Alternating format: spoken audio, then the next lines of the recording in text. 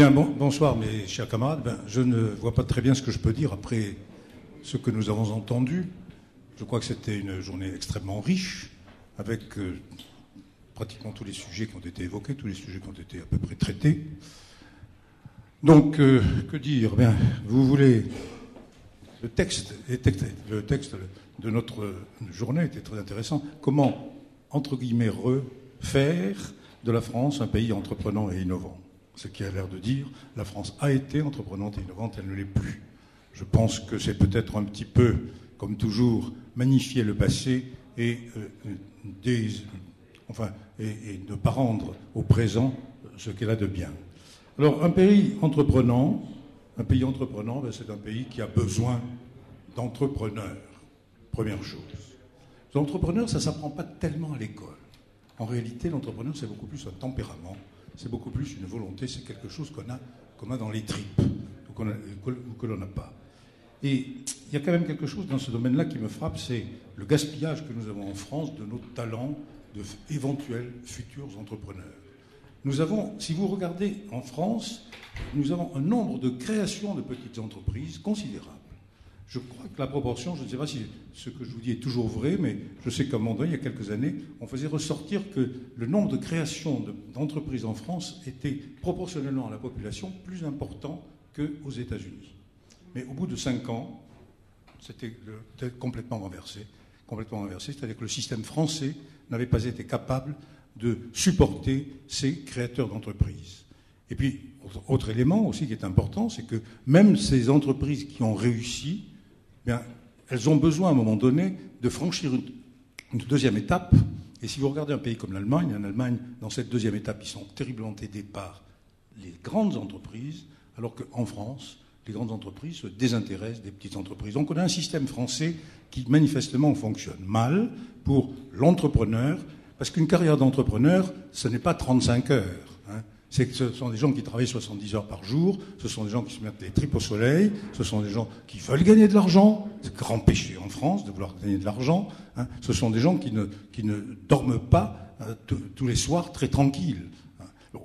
Donc il y a un système qui manifestement fonctionne mal. Et puis on a malgré tout beaucoup de créateurs d'entreprises, mais à l'heure actuelle on en a beaucoup qui s'en vont. Et ça, je crois que c'est une chose qu'il faut souligner. Nous avons beaucoup de jeunes, à l'heure actuelle, qui quittent notre pays parce qu'ils ont l'impression qu'en France, on n'aime pas les entrepreneurs. Si vous regardez la campagne présidentielle qui vient de se passer, eh bien, manifestement, tout le monde a tapé sur la figure des entrepreneurs.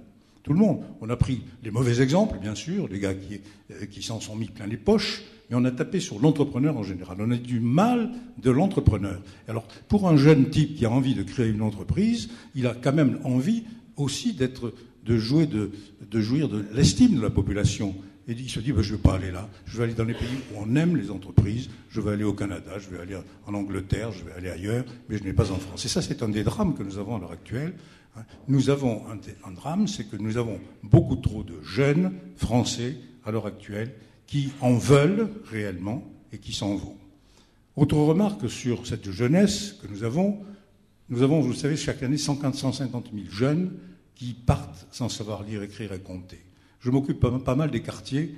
Je peux vous dire que parmi ces jeunes, dont l'essentiel est dans les quartiers, il y en a beaucoup qui ont la niaque, qui ont envie de faire des choses. Bon, eh bien, on les a complètement laissés tomber. On a un problème profond en France, dans notre système d'éducation nationale, qui est le problème du primaire. On parle beaucoup du supérieur, on a parlé tout à l'heure des chercheurs, etc. C'est absolument nécessaire. Mais pour avoir des gens dans le secondaire et dans le supérieur, pour avoir des gens, il faut d'abord avoir fait en sorte qu'on a utilisé toutes les ressources que nous avions au départ. Or, vous vous rendez compte que nous laissons sur le bord de la route, sur 800 000 jeunes à peu près, nous en laissons 150 000 tous les ans. C'est absolument dramatique. Donc c'est un travail essentiel auquel il faut s'atteler. Les gouvernements s'attellent avec une certaine difficulté. Ils ont en face d'eux une éducation nationale, un syndicalisme d'éducation nationale. Je suis fils d'instituteur, moi, qui est un petit peu, qui est vraiment totalement rétrograde. Ça, c'est dramatique. Je constate que les ministres successifs, dont le ministre actuel de l'Éducation nationale, veulent prendre ce problème à bras-le-corps. J'espère qu'il va réussir. Je constate que, comme avait dit Allègre, bien, le mammouth ne se laisse pas facilement dégraisser. Donc, des entrepreneurs, c'est absolument nécessaire, en faire, aider ces jeunes qui veulent créer et les accompagner et faire en sorte qu'ils ne s'en aillent pas, qu'ils restent chez nous. Donc je crois que là, il y a un problème politique fondamental et je pense que aussi bien la droite que la gauche a tendance, les hommes politiques, à nier un petit peu ce phénomène, alors que c'est un domaine réel. Avec mon institut, là, l'Institut Montaigne, on est en train de faire une étude là-dessus en profondeur qui montre clairement justement ce phénomène-là et on espère se tourner vers les hommes politiques et leur dire s'il vous plaît, faites quelque chose pour garder ces jeunes, regardez pourquoi ils s'en vont, regardez si ce sont les problèmes fiscaux, mais s'il n'y a pas que des problèmes fiscaux, il y a des problèmes aussi d'aide au développement des affaires, il y a le problème de considération du chef d'entreprise qui est évidemment qui est en cause. Entrepreneurs, il faut d'abord des entrepreneurs, mais il faut ensuite des entreprises. Et il faut qu'il soit facile d'entreprendre. Or, dans notre pays, nous avons quand même quelques problèmes. Nous avons de brillantes entreprises. Moi, je me souviens, il y a une trentaine d'années, quand vous regardiez, vous savez, le classement des grandes entreprises mondiales, dans chaque métier, donc vous preniez les 5 premiers, ben, vous n'aviez pas de Français. Il n'y avait que 2 domaines dans lesquels nous avions des Français. Il y avait Michelin, d'une part, et il y avait l'Air Liquide, d'autre part. Dans les autres domaines, il n'y avait personne. Si vous prenez aujourd'hui, au contraire, vous remarquez que dans les 5 premiers mondiaux, vous avez presque systématiquement partout les Français, aussi bien dans les services que dans l'industrie. Donc on a fait des progrès tout à fait considérables de ce côté-là. Donc on a la capacité de faire des entreprises, mais on a quand même le sentiment qu'aujourd'hui, nos entreprises ont de graves difficultés et on se rend compte que beaucoup d'entreprises envisagent, même dans les grandes entreprises, envisagent de se délocaliser. Alors, pourquoi cela? Eh bien, si vous regardez une entreprise, on parle beaucoup du coût du travail. Moi, j'aime pas du tout cela, parce que ça donne le sentiment que nos employés ou nos ouvriers sont trop payés. Ce n'est pas le cas, ce n'est pas vrai. Ce n'est pas un problème du salaire de nos collaborateurs. C'est le problème de tout ce qui pèse sur l'entreprise.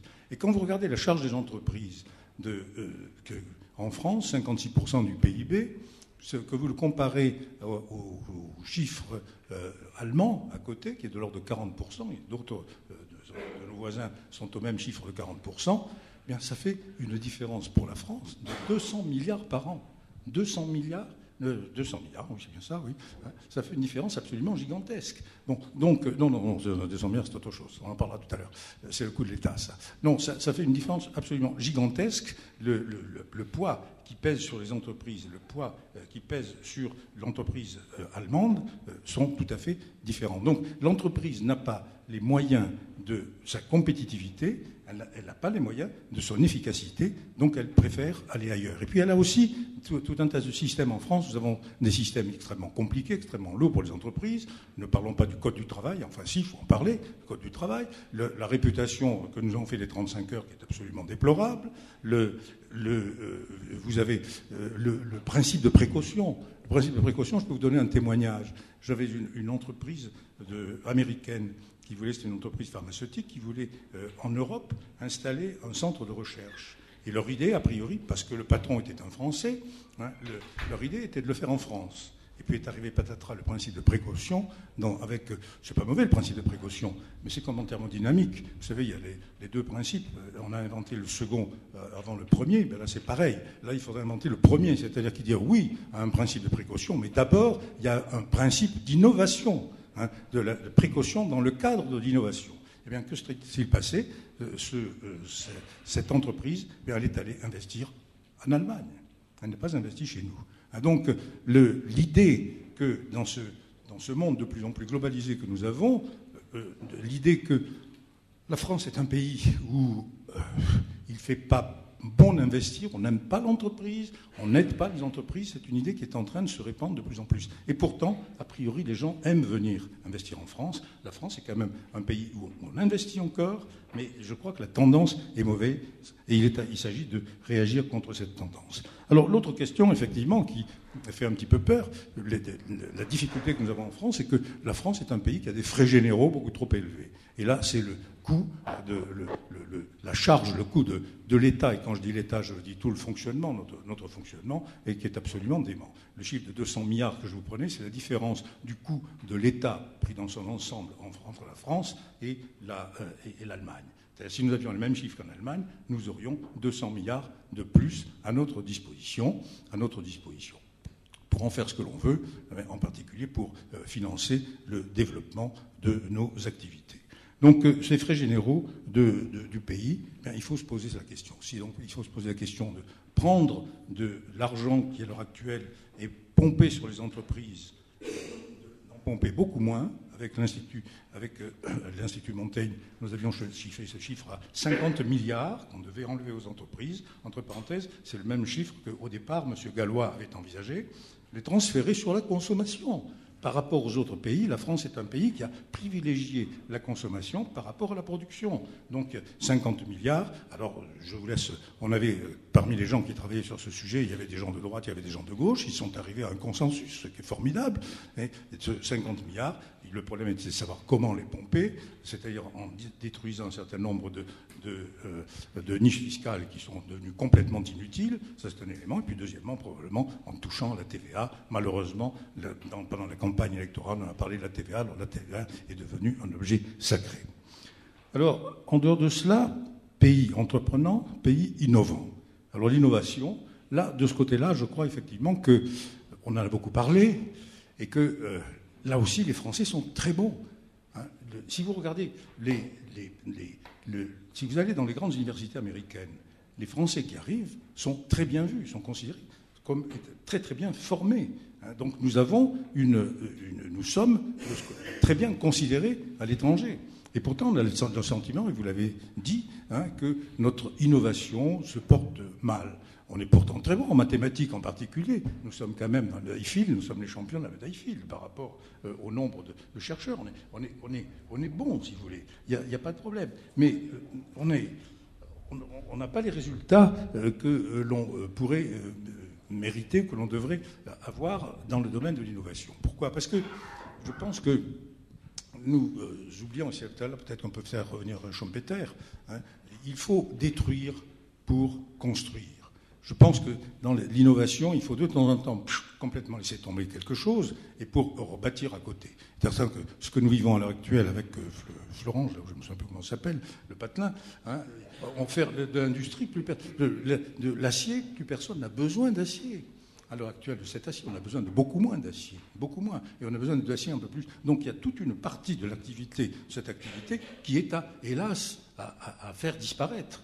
Il faut le remplacer par autre chose. Mais il faut la faire disparaître parce qu'elle nous coûte de beaucoup d'argent et elle mange beaucoup d'argent. Donc cette capacité que nous n'avons pas, nous, comparé à ce que je connais, moi, des États-Unis et du Canada, nous n'avons pas cette capacité de laisser tomber quelque chose pour faire quelque chose à côté.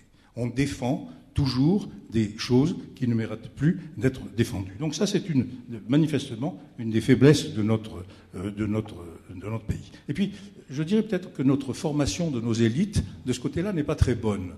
Nous avons tous, on nous a bourré la tête de conneries qui ne servent à rien, mais on nous a formés, la tête comme ça, la tête au carré, on nous a enfermés dans une boîte logique. Or, l'innovation, justement, la richesse, c'est de savoir sortir de la boîte logique. Il faut savoir sortir de la boîte logique. Et en cela, je trouve que c'est très bien de voir que l'école polytechnique, Madame la Présidente, que tu présides brillamment, que l'école polytechnique, maintenant, se met à faire de la recherche. De mon temps, on ne savait pas ce que c'était. Il y avait deux mecs dans un coin là, qui faisaient de la recherche. Ça ne fait pas 2 élèves, je veux dire, deux professeurs avec un petit... Bon, et le professeur qui venait, je me souviens, il y en a un qui disait, les enfants, je ne vous dérange pas trop, vous pouvez faire autre chose, etc. Donc, on ne s'intéressait absolument pas à la recherche. Aujourd'hui, vous prenez les polytechniciens formatés, comme ça, là, pouf, pouf, pouf, et puis vous faites des choses très bien.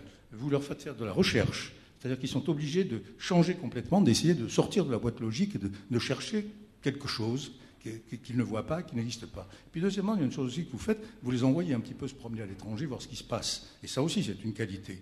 C'est-à-dire que là aussi, où nous étions enfermés, nous, dans notre France, qui a bien des qualités, mais qui n'est que la France, eh bien, vous les envoyez voir un petit peu ce qui se passe ailleurs et chercher des idées ailleurs. Donc je trouve que de ce côté-là, il y a de bonnes choses qui sont en cours, qui sont faites, mais on a vraiment besoin de sortir de les choses traditionnelles dans lesquelles nous avons, les uns et les autres, été élevés. Bon, je crois que je vais m'arrêter, parce que vous dire, vous savez, vous avez deux façons. Vous avez parlé de Schumpeter, mais vous n'avez pas parlé de Keynes. Vous auriez pu parler de Keynes. Hein. Moi, je préfère Schumpeter à Keynes, parce que Keynes aussi a quand même des vertus. Pour développer l'activité de notre pays, on a deux façons. On a de la façon comme Schumpeter. Schumpeter, lui, l'innovation, etc., il le fait par l'invention. Il faut détruire, on détruit des choses, on invente des choses nouvelles, on invente des choses nouvelles. Keynes, il le fait plutôt par la consommation. Mais il faut reconnaître qu'il y a des business qui marchent très bien par la consommation. Il y en a un, le premier, Schumpeter, je pense à Bill Gates. Il a inventé quelque chose. Et puis l'autre, je pense plutôt à Steve Jobs. Steve Jobs, il a inventé des gadgets. J'adore les trucs de Steve Jobs. Je ne sais pas si vous avez lu son bouquin, d'ailleurs, il est épais comme ça. C'est un sale type, premièrement, c'est une chose. Mais deuxièmement, quand même, il est passé au début, il inventait, il essayait d'innover réellement. Et deuxièmement, il a fait du marketing. Génial. Son marketing est génial. Mais sur le plan technologique, il n'y a pas de changement de paradigme. On reste dans le même système. Alors, je trouve que vous avez raison de parler de Schumpeter, beaucoup plus, parce que je pense que Schumpeter est peut-être ce qui nous manque à l'heure actuelle. Quand on regarde le mouvement à l'heure actuelle de ce qui se passe dans le business en général, dans les affaires, dans la recherche, on s'aperçoit que ce sont des technologies nouvelles qui l'emportent, c'est-à-dire c'est l'innovation qui est en train de porter le monde. Tu as parlé, mon cher camarade, de McKinsey parle des services. Donc, il a raison, je pourrais vous parler dans l'assurance, je pourrais vous parler des services aussi. C'est très bien, mais je pense qu'il faut aussi quand même d'abord avoir une industrie qui soit là, et il faut que la technologie évolue, et la technologie évolue efficacement. Alors, que faut-il faire? Pour moi, l'école, premier élément, l'école, la formation. La formation. Les langues aussi. Il faut peut-être qu'on apprenne enfin à parler anglais. L'anglais, c'est l'espéranto moderne. Là, le français, c'est beaucoup plus beau, plutôt. Je suis d'accord avec vous. Mais enfin, apprenons à parler l'anglais, c'est une nécessité absolue. Bon, on a parlé aussi de moyens financiers nécessaires. Alors, vous avez les moyens financiers qui peuvent être donnés par l'État. Et entre parenthèses, il y a 36 façons de donner les moyens financiers. Je trouve que ce qui a été fait sur le grand emprunt, c'était intelligent. Parce que c'était assez dispersé, c'était assez focalisé sur certaines choses. Donc, il y a des moments où il faut être capable de mettre le paquet sur une recherche, mais il y a d'autres moments où il faut encourager les nouvelles pousses, les jeunes pousses, et pas de façon technocratique, mais en regardant justement ce qui se passe un petit peu partout et ce que l'on peut faire. Alors, il y a une chose qu'on est en train de détruire consciencieusement depuis des années, il n'y a pas que toi, c'est les business angels. On a parlé de la private equity. La private equity, je ne sais pas où est le fan de private equity, mais il a raison, moi je suis de son avis. C'est une nécessité absolue sur le plan du développement des affaires, mais on est en train de le tuer. Bon, alors il faut arrêter de tuer ces trucs-là. Le business angel, il faut donner les moyens. Quand je compare l'efficacité, si vous voulez, des business angels avec l'argent qui est investi, tout autre système, c'est probablement le meilleur système, parce que vous avez le type qui arrive avec son argent, qui est prêt à perdre éventuellement, et puis en plus sa compétence. Donc ça, je crois qu'il faut absolument relancer cette truc-là. Ensuite, s'il vous plaît, un petit peu de libéralisme que je dirais contrôlé. Pas de libéralisme laisser-faire, laisser-passer, qui est une catastrophe et qui conduit à 2008, nous l'avons vu dans le domaine financier, mais ficher la paix un petit peu aux entrepreneurs. Et je dis ça aussi bien aux membres politiques, qu'aux entreprises. Les entreprises, maintenant, ils deviennent comme vous. Ils adorent le process. On nous enferme, vous nous enfermez dans des lois, vous en sortez 1000 par an, je ne sais pas combien. Eux, ils s'enferment dans du process. L'autre jour, je vois un garçon qui vient me dire un truc, j'ai dit c'est pas vrai, c'est complètement idiot, son machin, je vais voir son boss, je lui dis mais c'est pas possible. L'autre me dit attendez, je vais vérifier, et il revient en me disant je ne peux pas lui faire de reproche, il a suivi le process. L'intelligence, quand même, on peut être intelligent, donc c'est permis. La connaissance des autres pays, je crois que je vous en ai parlé. Alors, arrêtez de cracher sur les entrepreneurs, ça je vous en ai parlé aussi. Le coût de la production, je vous en ai parlé. Le coût de l'État, je vous en ai parlé. La chose qui me paraît importante, je vous ai parlé aussi de la fuite des talents, mais une chose que nous pourrions faire beaucoup plus, c'est d'attirer des talents. Et là, nous ne sommes pas bons. Moi, j'ai vécu pendant 2 ans au Canada. Les Canadiens, ils ne sont pas très futés, peut-être, apparemment, mais ils savent attirer les talents. Ils savent les attirer. Et tout à l'heure, ça a été signalé, par exemple, les chercheurs, on ne sait pas les attirer. On n'arrive pas à les attirer. On ne sait pas ce dont ils ont besoin réellement et on les attire mal. Et bien, ça, c'est dommage. Nous avons beaucoup de garçons qui partent et nous sommes incapables de les remplacer par des gens qui ont des qualités analogues. Bon, je pense que vous avez suffisamment dit ce qu'on pouvait faire, ce que l'on devait faire. Je ne vais pas en rajouter. Je voulais simplement vous dire que l'économie, évitons de trop la manipuler, l'économie, la science et tout, par l'idéologie. Je suis navré de voir que c'est une polytechnicienne qui est partie en guerre. Sachez, qui est parti en guerre contre le gaz de schiste, la recherche du gaz de schiste, pas le gaz de schiste. Interdire de chercher. Qu'est-ce que c'est que ce machin-là ? C'est un concept qui est inacceptable pour nous, je pense. Donc la science, c'est un manque de confiance en la science qui me paraît vraiment épouvantable. Un pays qui est incapable, qui n'est pas capable de faire confiance à la science, c'est comme celui qui n'est pas capable de faire confiance à sa jeunesse. C'est un pays qui a peur, c'est un pays de vieux, c'est un pays qui est foutu. Alors j'espère que je ne crois pas que nous en soyons là, mais je nous dis, faisons attention. Je trouve qu'il y a d'excellentes choses, il y a toujours, on a des réussites remarquables, mais ne tuons pas tout par des espèces de positions qui sont idéologiques et qui n'ont rien à voir avec la science et avec le futur. Je crois que la Terre est capable de nourrir 9 milliards de personnes ou 10 milliards de personnes, je ne sais plus combien on dit, et qu'elle est capable de le faire intelligemment avec l'aide de la science. Voilà. Et je pense que nous, les polytechniciens, ce que nous pouvons faire, c'est peut-être promouvoir ces idées-là. Et puisque nous avons d'avoir des polytechniciens qui font de la politique, est-ce qu'on peut se tourner humblement vers eux et leur demander d'être les promoteurs des vertus de la science face aux risques incontestables que nous connaissons à l'heure actuelle avec cette population qui n'en finit pas de grandir. Merci.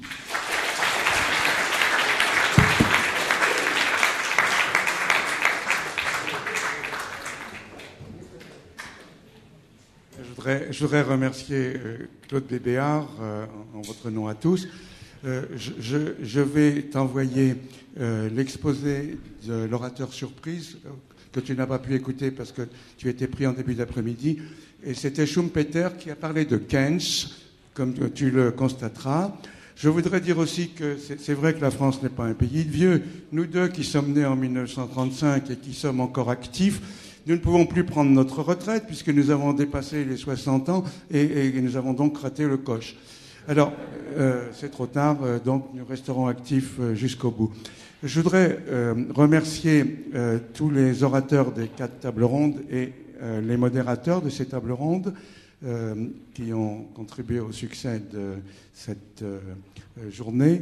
Je voudrais remercier aussi Franck Hirzin, Grégoire Postelvinet et Laurent Daniel qui m'ont aidé à mettre en place cette journée, et en particulier Laurent Daniel qui a eu l'idée du sujet et qui est le co-auteur des 12 travaux d'Hercule, dont un grand paquet était disponible à l'entrée au début de cette journée, et je crois qu'il n'en reste plus que 2 exemplaires.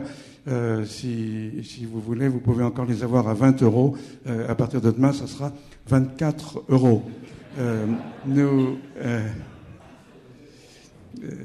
Nous allons maintenant continuer ce débat autour d'un petit cocktail qui vous attend. Et encore, merci à tous et à toutes.